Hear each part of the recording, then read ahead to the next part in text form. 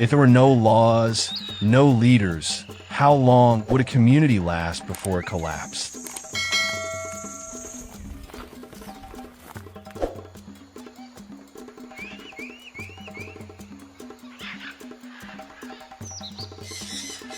Around Lake Iasi, the Hadzabe have lived exactly that way for tens of thousands of years, and that morning began just like any other.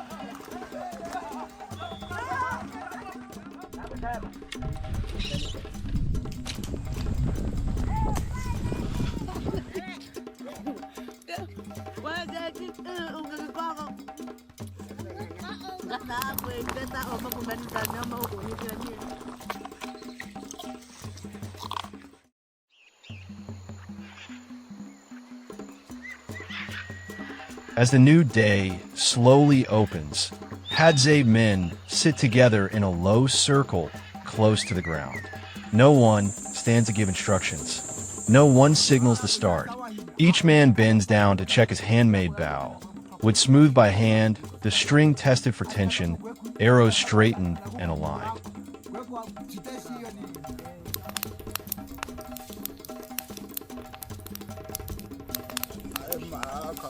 The movements are slow, familiar, as if repeated thousands of times before.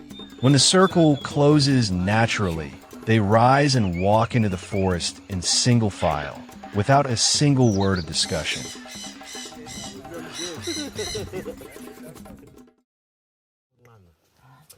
Elsewhere, a shared journey usually requires planning and a leader. Here, silence itself is the clearest signal. The hunting path is never marked. There are no fixed trails, no maps, no signposts.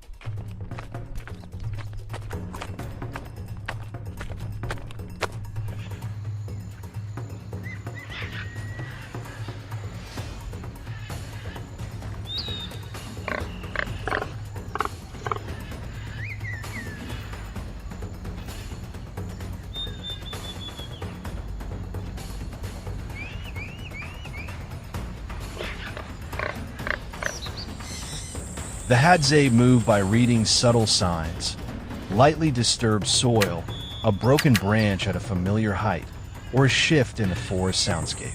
No one orders a turn left or right, yet the group maintains a unified rhythm, as if following an invisible map together.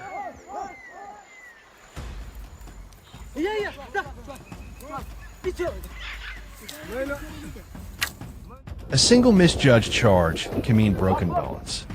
No one says it aloud, but everyone understands today may bring meat or injury.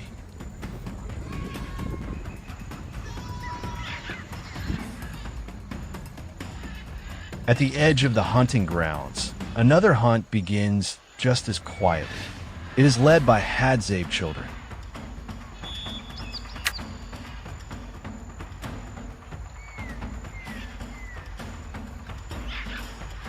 Their hunt does not target large prey, but small birds and easy-to-read tracks, suited to their strength and experience.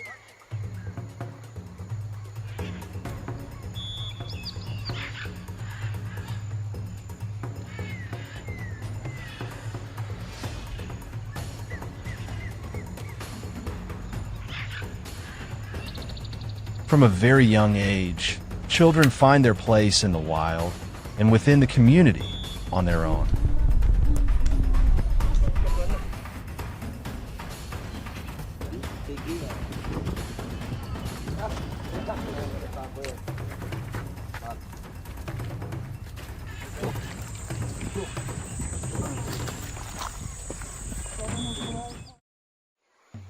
At times, The journey pauses for moments that feel deeply human. When a beehive is spotted, the group stops. Honey is not the main target, but a gift offered by the forest along the way. Smoke is made to calm the bees. The honey is taken and shared immediately, right there. No one takes more. No one keeps a private share. What the forest gives stays in the forest, at least until it is eaten. In the modern world, resources are often tied to control. Among the Hadzabe, the absence of ownership is precisely how conflict is avoided. As the men move deeper into the forest, life at camp continues its rhythm. Hadzabe women spread out around the living area, gathering tubers, digging roots, and collecting seasonal fruits. Each walks in directions she knows well, places where she understands what food lies beneath the dry soil.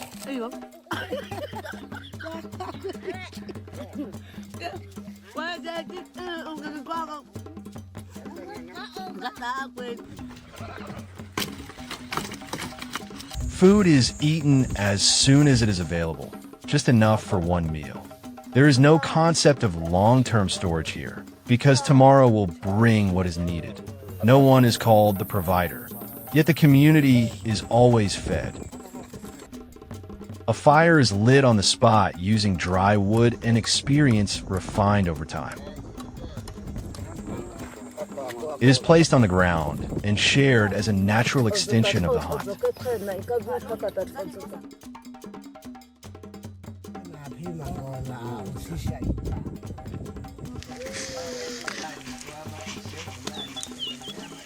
What is most remarkable about this community is not their hunting skills or their ability to find food, but what does not exist. There are no titles, no final decision maker, no formal system of punishment. And yet, there is no chaos. Balance is maintained by a simple truth. No one survives if the community falls apart, and so no one needs power to enforce order. Each individual adjusts their behavior, knowing that breaking the balance will ultimately harm themselves.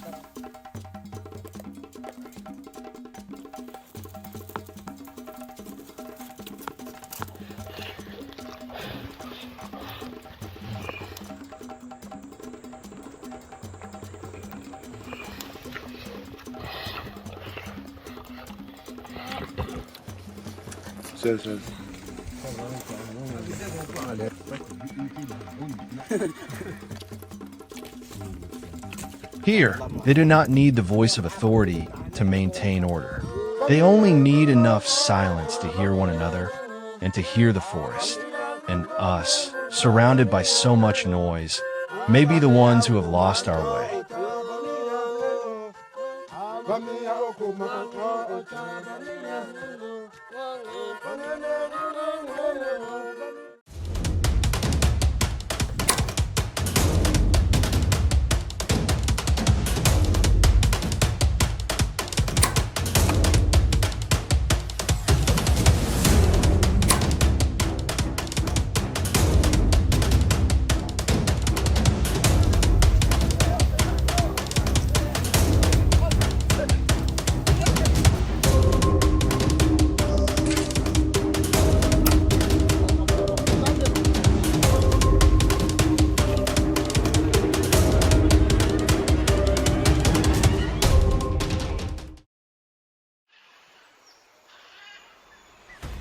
Amid the vast savannas of northern Tanzania, where the wind glides over dry grass like the breath of ancient time itself, there exists a community living to a rhythm that forces anyone who watches to slow down and feel.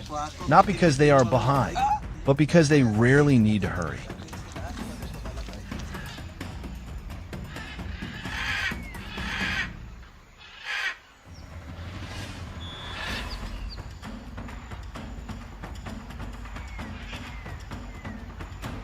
In the land of the Hadzabe, you won't find clocks.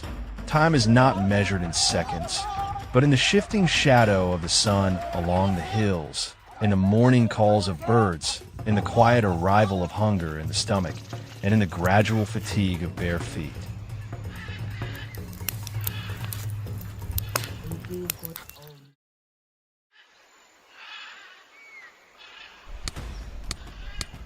The Hadzabe, one of the last surviving hunter-gatherer communities, do not live among nature. They live within it. Their mornings do not begin with plans. There is no schedule, no to-do list.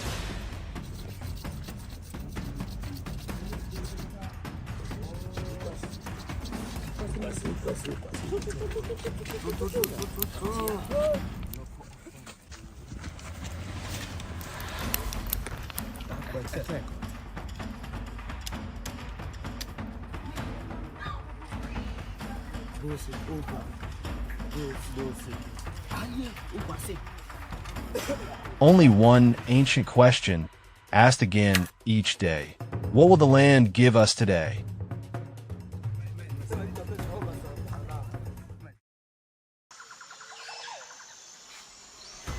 The Hadzabe do not set out with a fixed plan. They enter the savannah as one enters an open conversation, hunting what the land offers.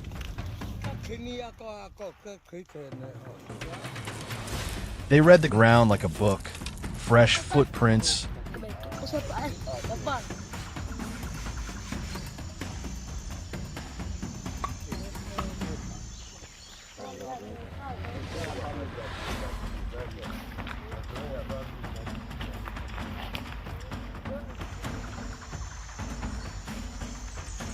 Kudu has passed through here. Kudu is not an easy prey. It is tall, alert, and born to run. For the Hadzabe, hunting kudu is not simply going hunting. It is a long pursuit, sometimes hours, even an entire day, between humans and the savannah itself.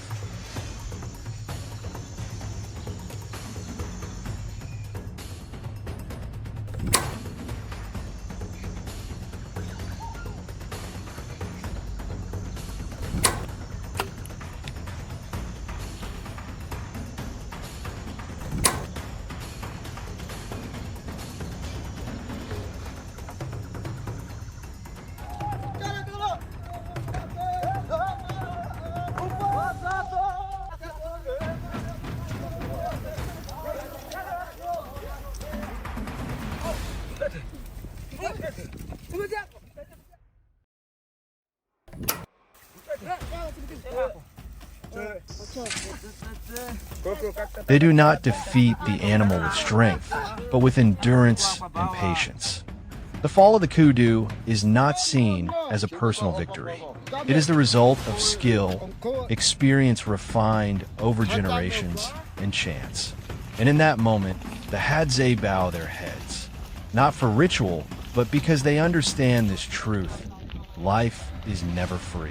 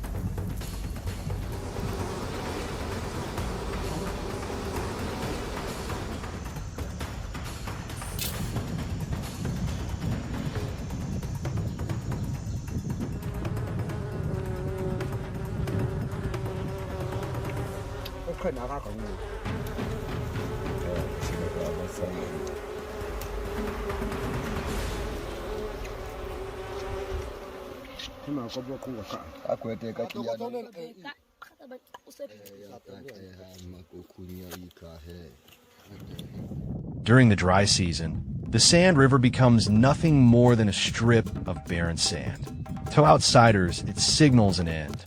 To the Hadzabe, it is a map of memory. They kneel down, dig with bare hands, unhurried, and water begins to seep through, cool, clear, drinkable. Not everyone knows these places. This knowledge is never written down. It is shaped through observation, learned by walking with elders, carried by a collective memory built over generations. There are no elaborate recipes. The meat is shared evenly. No one takes the best portion. No one stores food away. Eating alone here is almost meaningless.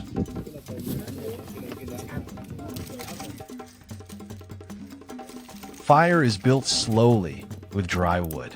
The meat is roasted directly over embers, fat dripping, smoke carrying the scent of the wild.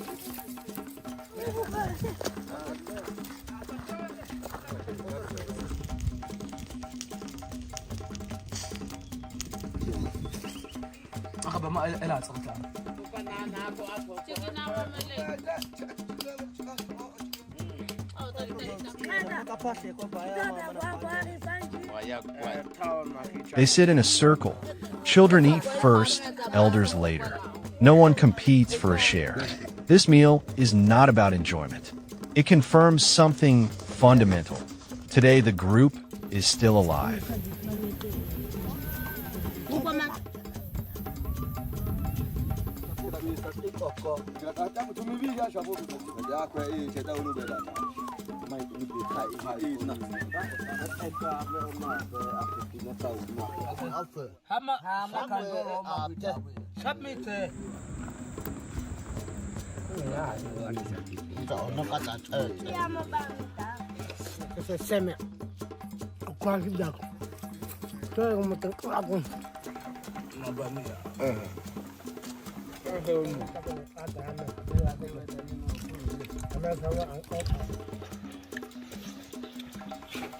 The Hadzabe language carries click sounds made with the tongue and palate.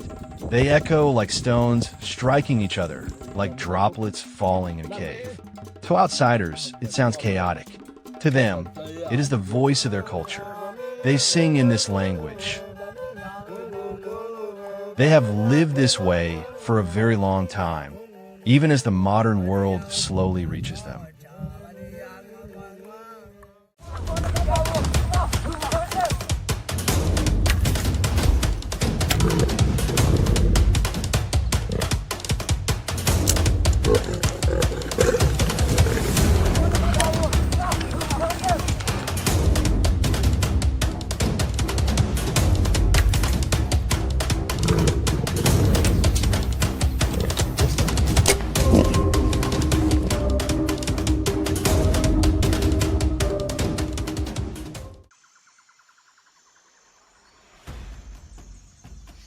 In the arid lands surrounding Lake Eyasi, Tanzania, the Hadzabe people don't just survive, they redefine what survival means.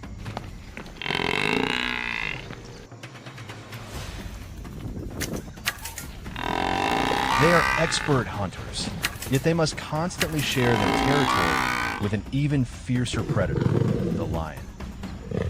And when the scent of fresh meat drifts across the savannah, the hunt is no longer about chasing prey.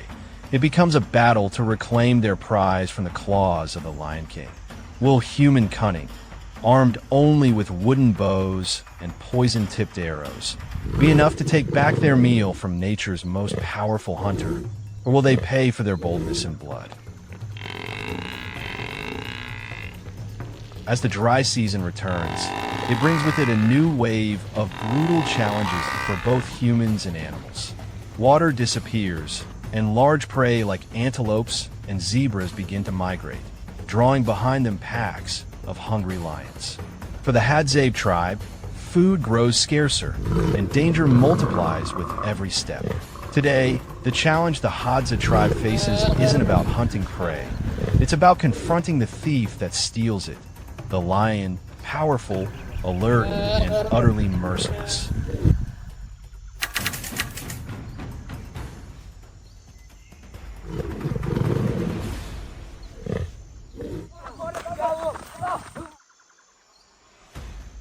Lions, living and hunting in prides, possess overwhelming strength.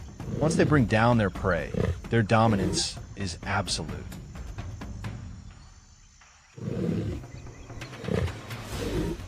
The air is thick with the scent of fresh meat, blood, and lion droppings, forming a terrifying no-go zone. The Hadzabe have learned to decode these warning signs. They can read the lion's location by the height of circling vultures. For the Hadzabe, the greatest loss isn't the effort wasted, but the precious source of nourishment about to be devoured. They cannot let their hard-earned meal vanish into the belly of the king of beasts. Each hunter has a distinct role in the group's formation.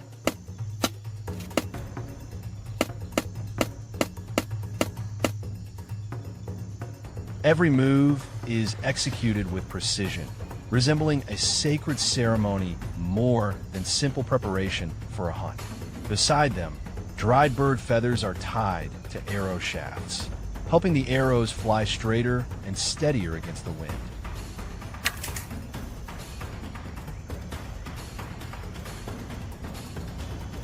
Most crucial of all are their poison-tipped arrows, coated with the deadly resin of the desert rose tree, capable of paralyzing large prey, and in extreme cases, used to ward off even the mightiest foe.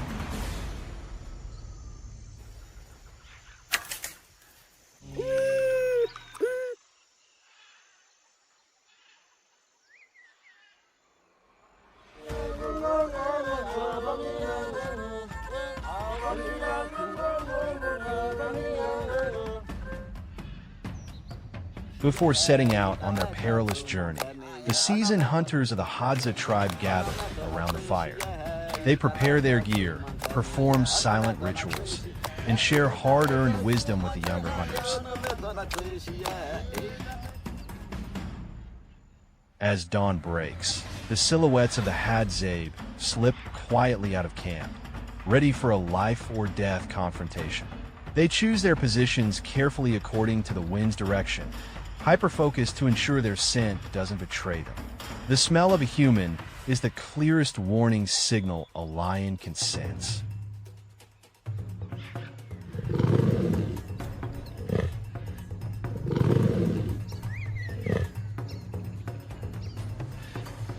From a distance, they watch the pride of lions, silent as shadows beneath the blazing golden sun, or track the circling vultures overhead to pinpoint where the king of beasts is feasting. From within the tall grass, the lion watches back, its cold, amber eyes glinting with suspicion. Their goal isn't to kill the lion, only to create enough risk to make it retreat.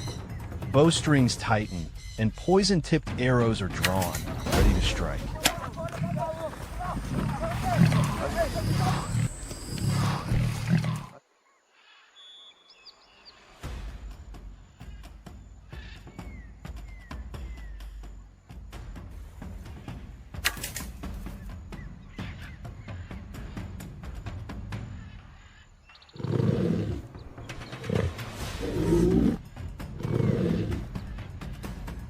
The Hadzabe know the lion understands what that arrow means, a slow, agonizing death. The great beast hesitates, then turns away.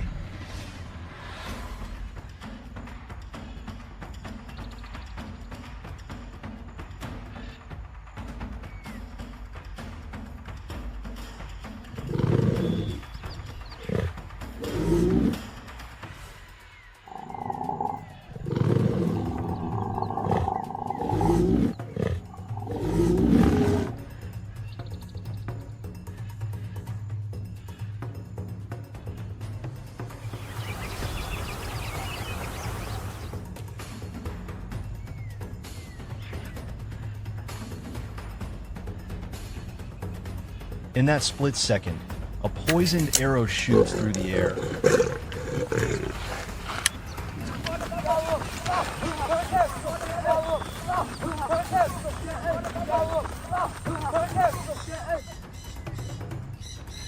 Moments later, the Hadzabe man lifts the abandoned carcass high above his head as the sound of dogs barking in triumph echoes through the forest.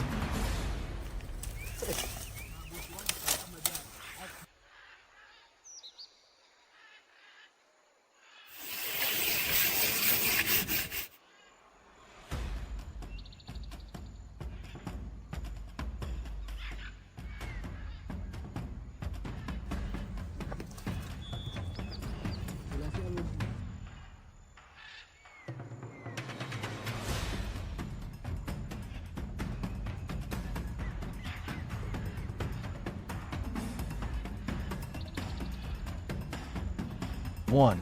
Their joy lies not only in the meat they've won back, but in the reaffirmation of their primal instinct, that they are still master hunters, skilled and fearless enough to stand against the rulers of the savannah.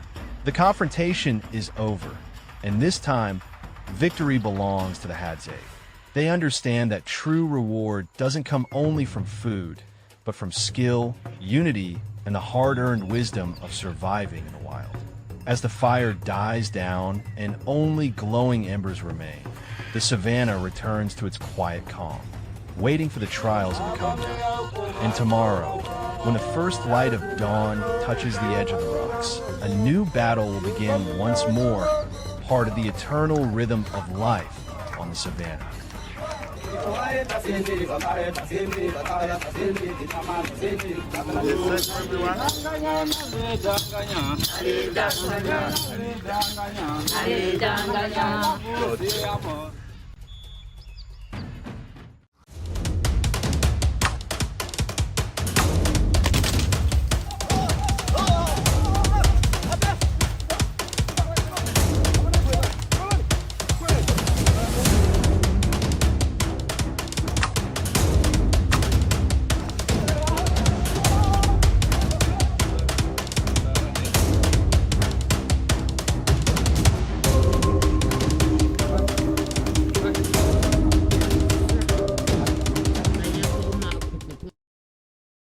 In Tanzania, where the sun feels as if it could set the earth ablaze, and every gust of wind carries the weight of scorching heat, there are still people who walk with unwavering resolve amid the quiet of nature.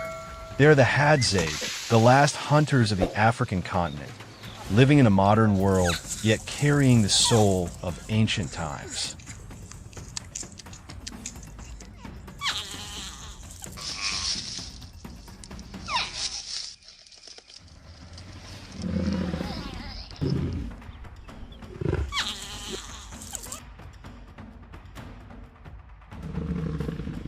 So on the road ahead, as they face whatever awaits them, will victory belong to these brave men, or to the untamed wild? Join me, and let's discover the answer together.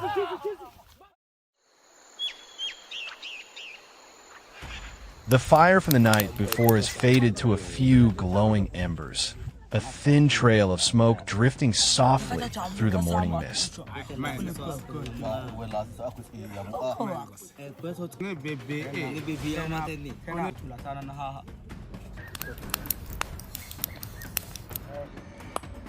Without many words, they check their tools and begin a new journey.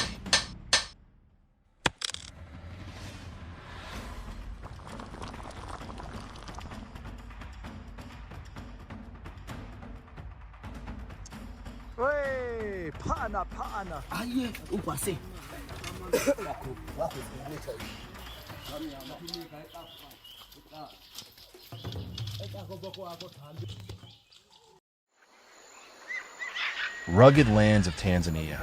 Long before the sun can spill its blazing light, a group of Hadzabe hunters is already awake.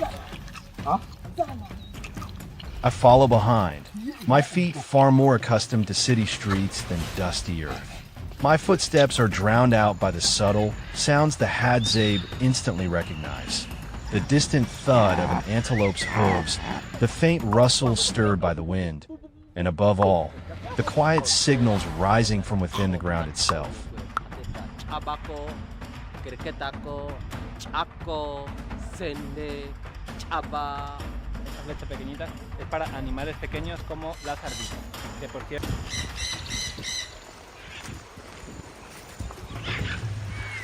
In a moment where I sense nothing unusual, he has already detected the presence of a giant porcupine, an animal that prefers the cool, hidden tunnels deep beneath us.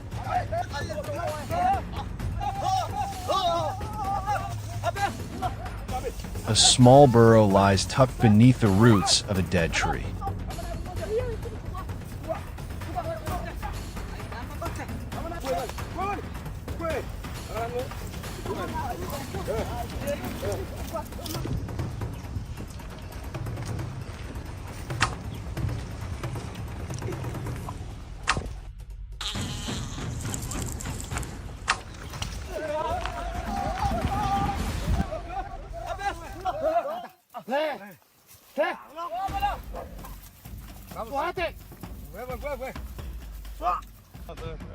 Soil flies onto my face, warm and gritty. My breath falls in rhythm with the forest zone. The Hadzabe dig deeper and deeper, each layer of soil unfolding like another page in the Earth's ancient memory. Porcupine dens usually sit about 8 feet underground, turning this pursuit into a test of both strength and endurance. The porcupine is lifted out. A quiet sigh escapes the group, followed by proud, unspoken smiles. The hunt ends not with cheers, but with the gentle joy of people who live in harmony with the forest.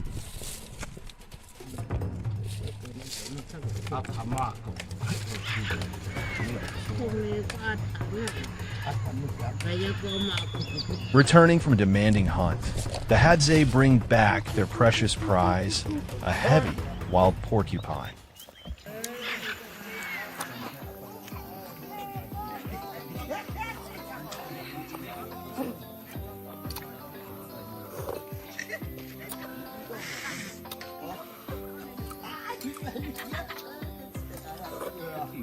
The hunt may be over, but another ritual begins, the ritual of fire.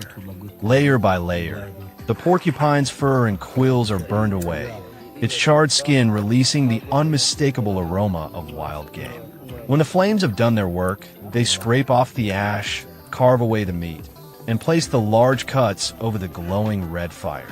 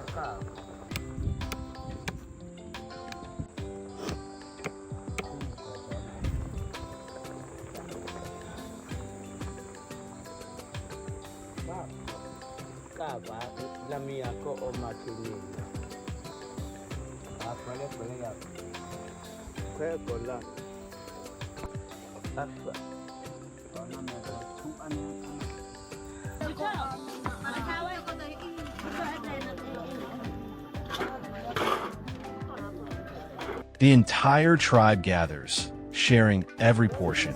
No one keeps a piece for themselves. Every bite, every laugh, every glimmering gaze is proof of a simple but enduring philosophy. Sharing is how they survive in this harsh, beautiful wilderness.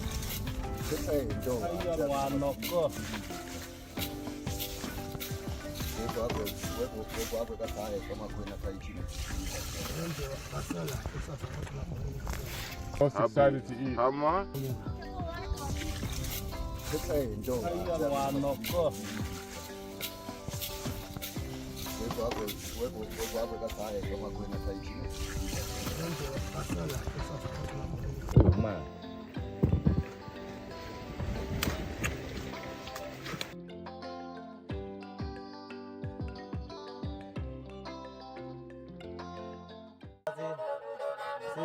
Tomorrow, they would set out again, hunting, surviving in the wild, just as their ancestors had done for over 50,000 years. Perhaps, for the Hadzabe, hunting is not merely about survival. It is their way of holding onto the soul of the primal world, where man, earth, and fire become one.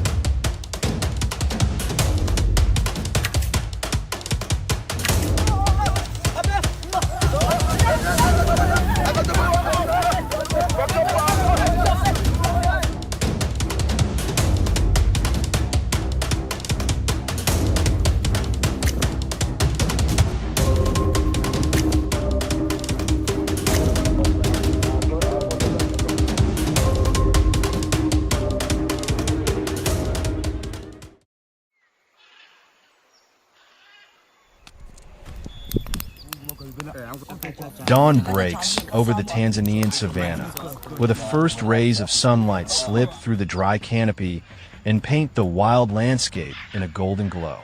The call of forest birds awakens the small Hadzabe camp, home to people who still choose to live as humans once did tens of thousands of years ago. Today, their targets are not large game, but the small creatures of the savanna: field rats, ground squirrels, bush birds, animals that may seem insignificant but serve as vital sources of food in this unforgiving land. Will luck favor them today? Or will nature once again test the patience and skill of these seasoned hunters?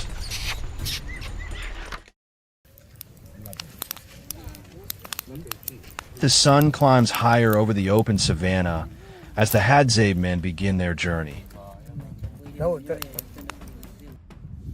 The men prepare for a new day, checking their bows, sharpening their spears, tightening their leather pouches.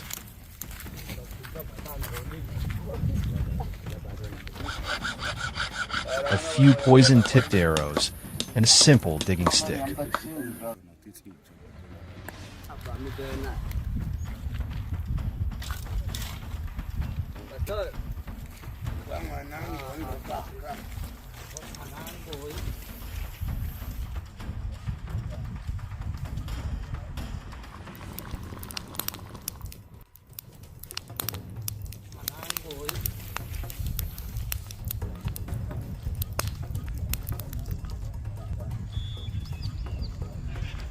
All the tools they need for a hunt.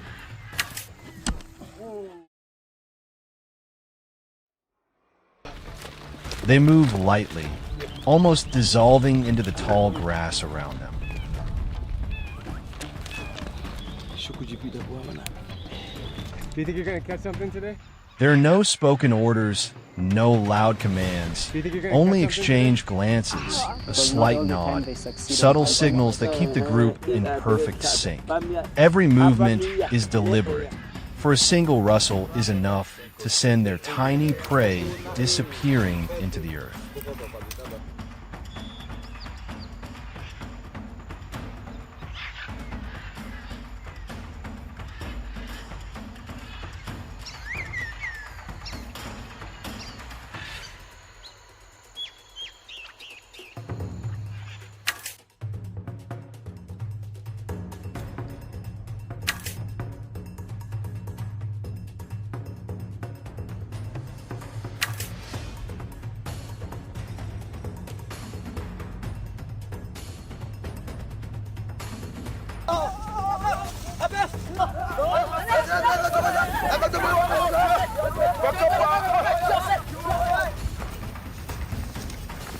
With swift, practiced motions, they begin to dig.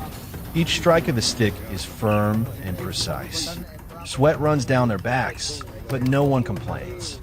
They know that just a few more minutes of patience might bring a reward. A small hole in the dry soil, the fresh burrow of a field rat or a ground squirrel.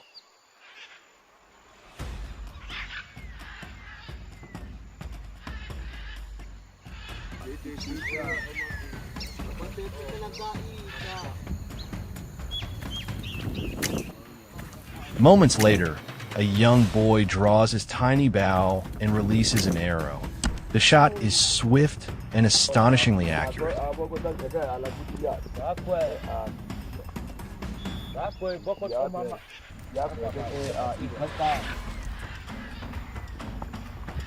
Smiles spread across the group. A small catch, but a victory nonetheless. For the Hadzabe, no prey is too small to matter. The hunting party returns to camp as the sun dips toward the western horizon. No one keeps a share for themselves. Everything is placed in the center of the clearing, where the fire is being stoked back to life. Dry branches crackle and burst into flame. The sound of burning would mingling with children's laughter and the murmured conversations of the adults.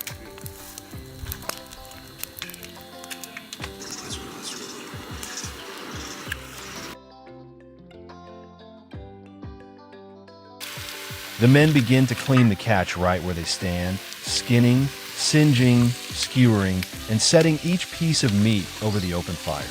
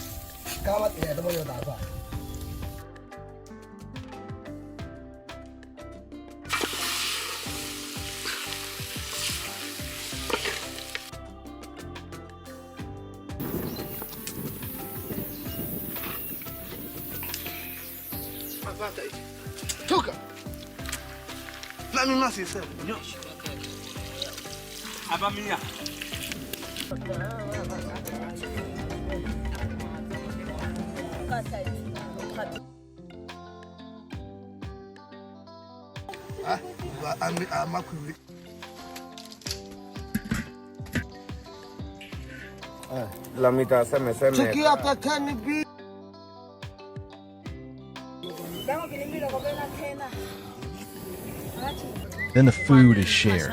Every piece is passed from hand to hand with no distinction between who hunted what. Only smiles, warmth, and the gentle glow of the fire reflected in their eyes.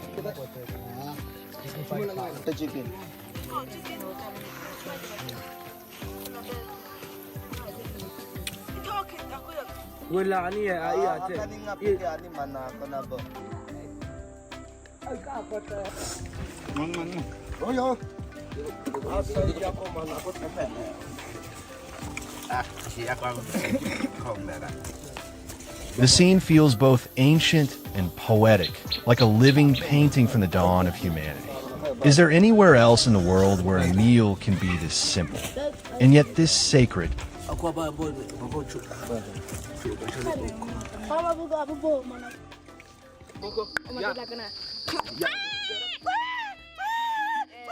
They have no wealth, no modern technology. What they possess is a deep understanding of nature, the ability to read an animal's tracks, to hear the wind and know where we'll lead, to sense the coming rain from nothing more than the faint scent of damp earth. Together, these instincts form a sacred bond between human beings and the wild. Watching them share even the smallest pieces of meat, we realize that life's true essence is not measured by material abundance, but by connection and generosity. The way they eat, live, and laugh beneath the open sky is not merely survival. It is a celebration of life itself. Perhaps it is here, in this barren land with no electricity, no running water, no internet, that a person can truly feel what freedom means. May we cherish and help preserve these values, so the world knows that somewhere on the African continent, there remains a tribe living in harmony with Mother Earth, teaching us lessons of simplicity, resilience, and humanity.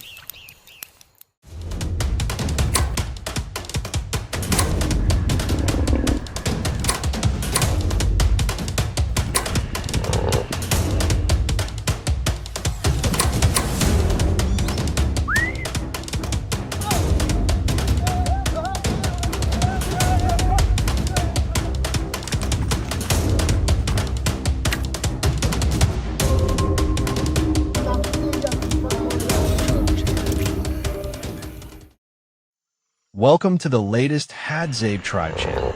Amid the vast plains of Tanzania, where every blade of grass carries a story of survival, the Hadzabe continue the life of true hunter-gatherers. They are among the last heirs of the most ancient way of living on Earth, surviving through wisdom, patience, and a deep, instinctive bond with nature. The antelope, an emblem of speed and vigilance in this land. Hunting an antelope is not merely a battle for food. It is a test of mastery in tracking, stealth, and patience. This hunt is a direct confrontation between human intellect and the cunning of the wild. Will the Hadzabe's bows and arrows overcome the antelope's unmatched agility, bringing back precious sustenance for the tribe? Follow me, and let's find the answer together.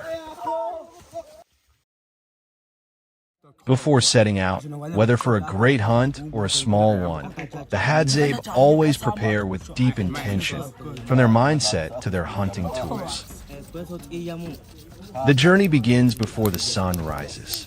Each Hadzabe hunter carries a modest bow carved from the wood of sturdy trees, a bowstring twisted from animal sinew.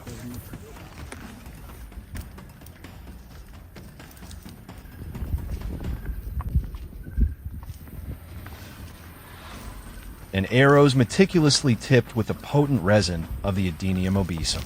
To them, these handcrafted weapons are more than simple tools. They are extensions of their own bodies, shaped and perfected by the accumulated wisdom of thousands of Hadzabe generations.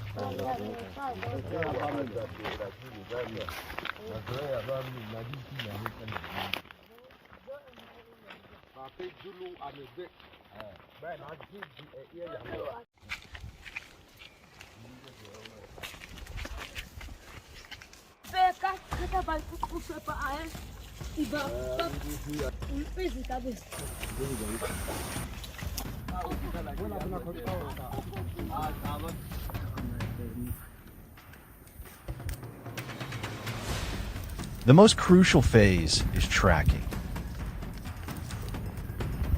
They move in absolute silence, each step blending into the earth, disturbing neither the morning dew nor the quiet breath of the savannah. No verbal signal is needed, just a sharp, knowing glance, and they raise their bows in unison, launching their attack. The instant the arrow strikes its target, the hunt ends in sudden silence.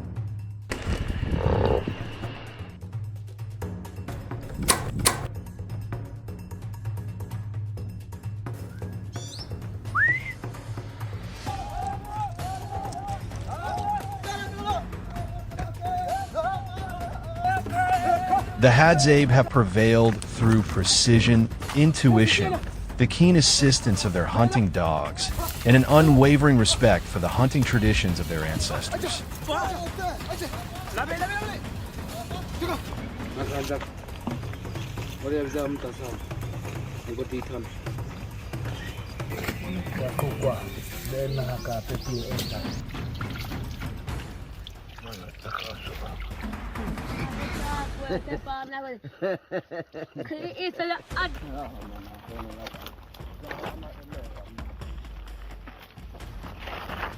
Bringing the prize back to camp, the joy in the hunter's eyes is impossible to hide.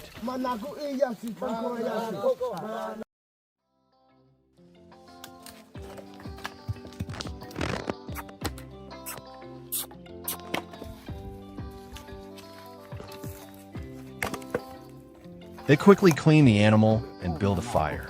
Without lighters or modern tools, they create flame the way their ancestors did, using 2 dry sticks and the strength of their hands.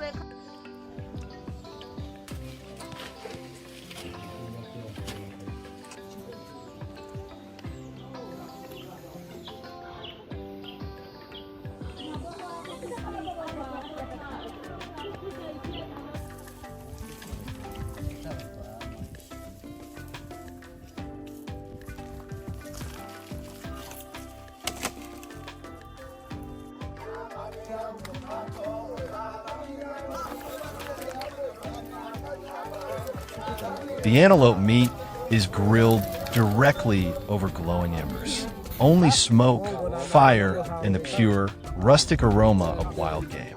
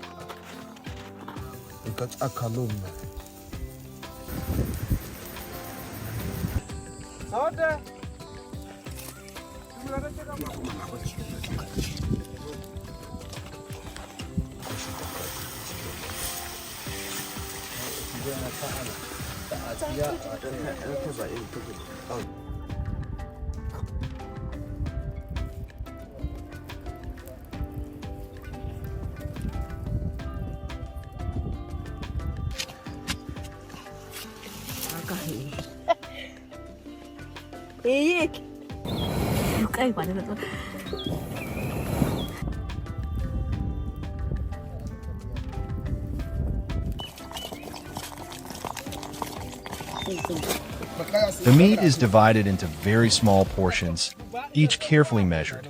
It must be distributed equally to everyone, whether you're the most skilled hunter, the hardest working gatherer, or a sleeping child. They do this naturally, no records, no arguments.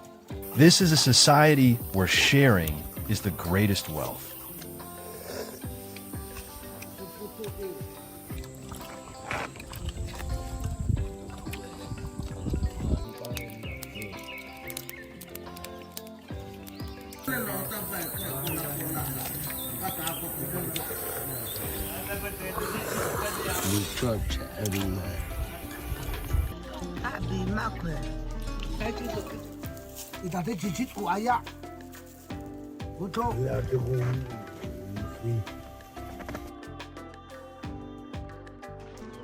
The hunt may be over, but the story of the Hadzabe continues. They do not hunt to accumulate wealth or assert dominance, but to preserve harmony.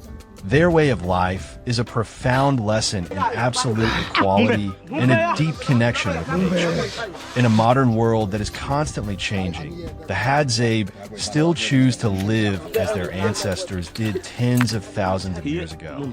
They remind us that true wealth is not measured by possessions, but by freedom, health, and community. They sleep beneath a sky full of stars, carrying the hope that the knowledge and spirit of these last hunter-gatherers will endure forever across the African plains.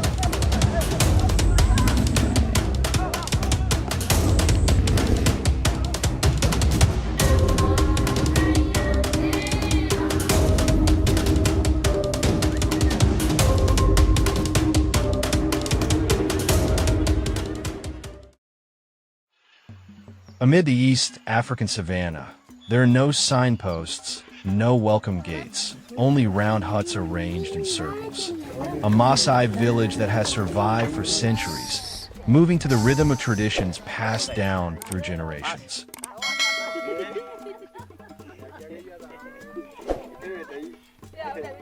This is the Miniata, the traditional Massai homestead, built from branches, mud, and cow dung.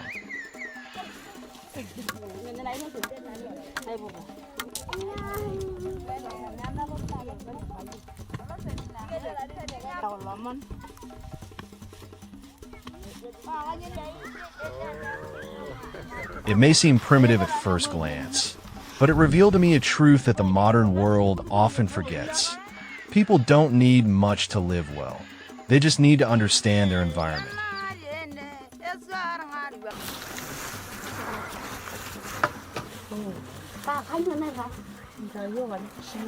This is not a story of poverty or isolation. It is a story of a community that has learned to live within its limits and thrive sustainably. Inside these huts, the space stays cool during the day and warmer at night.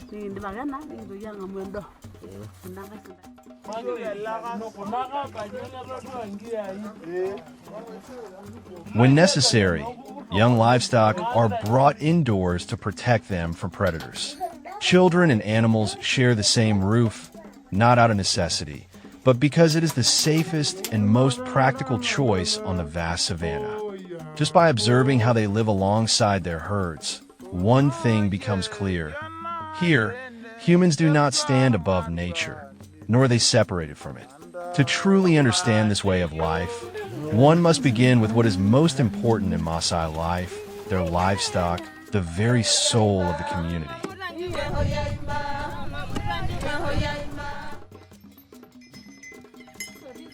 For the Maasai, livestock is far more than mere economic assets.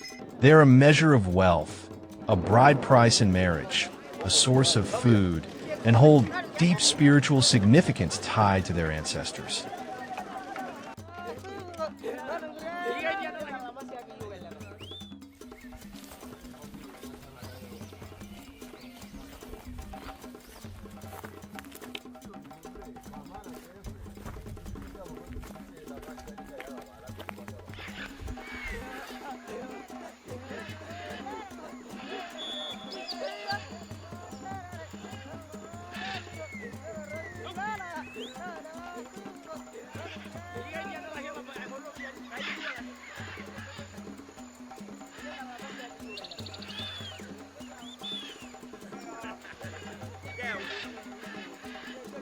The worth of a man is not measured by what he owns for himself, but by how well he cares for the herd entrusted to him.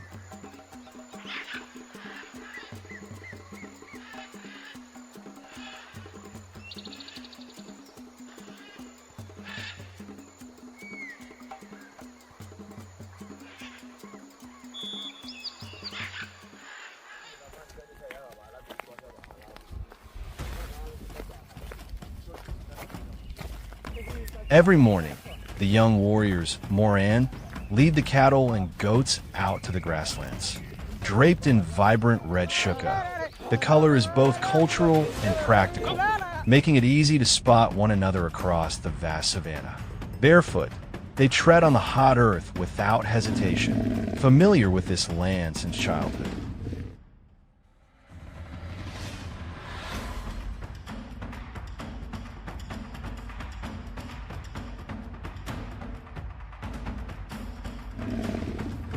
Watching them move across the endless expanse, I gradually understood that this life is not impoverished as outsiders might imagine. Rather, it is a self-sustaining system, neither excessive nor disconnected from nature. Their daily existence revolves around maintaining balance, ensuring that everything they have is enough and sustainable for each day.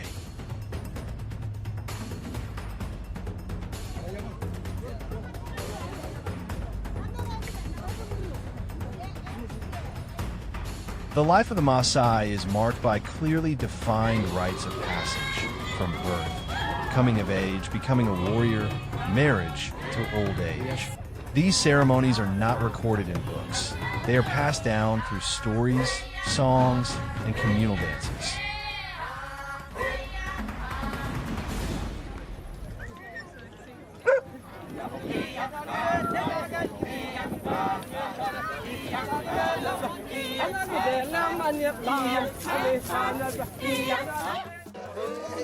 I was fortunate to witness hadzabe, the famous jumping dance.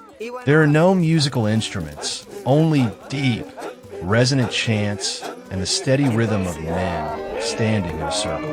Each leap is not a display of individual strength, but a testament to harmony, endurance, and the collective spirit of the community.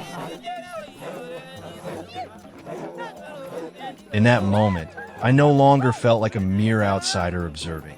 I could vividly sense the vitality of a culture preserved across generations.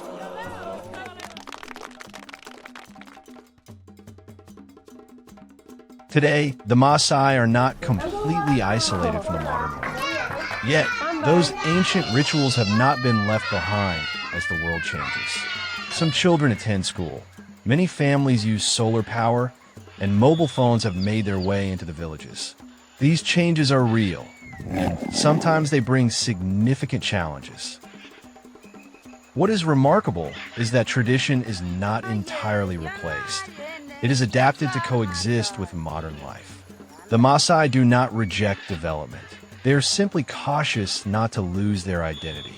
It is precisely this balance that has made them a community of cultural significance recognized worldwide, not for their exoticism, but because they embody a larger question that modern society continues to struggle to answer.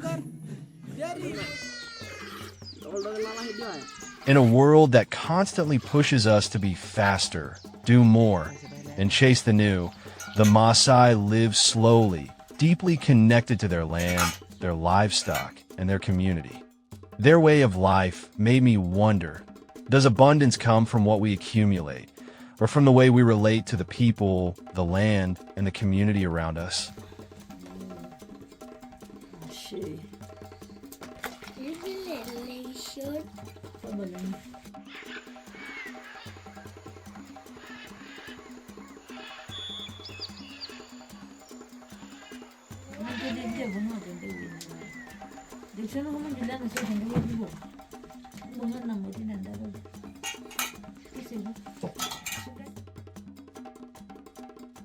The Maasai do not answer with words. They answer through their very existence, passed down across generations on the land they call home.